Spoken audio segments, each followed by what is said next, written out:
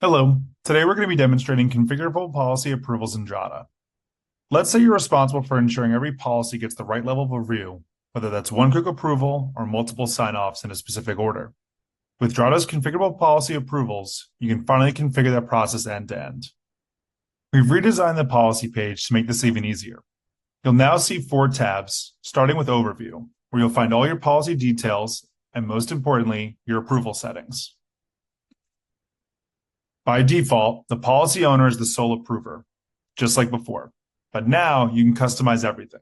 You can add multiple approvers to any step, decide if all need to approve or just one, and even set deadlines for each tier. Need legal to approve up to security sign-offs? No problem. You can create up to 6 tiers. Name each one and assign different users for each rule. In this instance, maybe I'll add our application owners as approvers.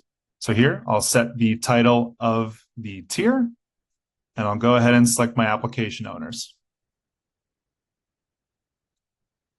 Each tier can have its own consensus logic and approval timeline.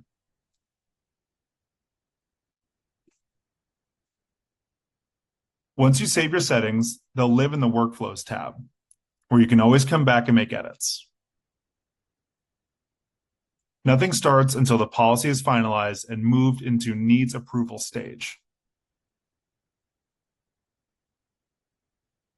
Once the details of the policy are finalized, back on the Overview tab, once we hit Approve, the first tier activates. Approvers in that tier are notified via email, and the interface reflects exactly who's responsible and when. The reviewers can see clear actions: approve or request changes. If the consensus rule only needs one approval, the tier advances as soon as one is received. The next tier activates automatically. If it needs all, it moves on to the next approver until all are complete. If someone requests changes, the cycle pauses. Notes appear here, and the policy owner sees this banner with 2 options: revise the draft or override the request. Here in the top part of the page is the banner where the changes are requested. The policy owner can then edit the policy with the requested changes. Once we finalize the draft, we'll then go through the approval process again.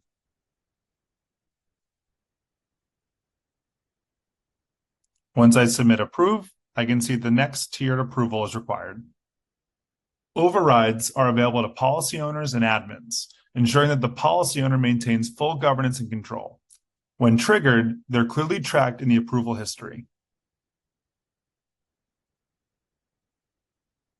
Once published, you'll see a full audit trail in the version history tab, including who approved, who overrode, and when. It's all traceable. Each approval will have to be overridden. Once the policy is published, you can follow the standard workflow in Drata. If you need updates later, when a new version is created and finalized, your approval settings will carry forward, and the same approval logic reapplies. And one last thing.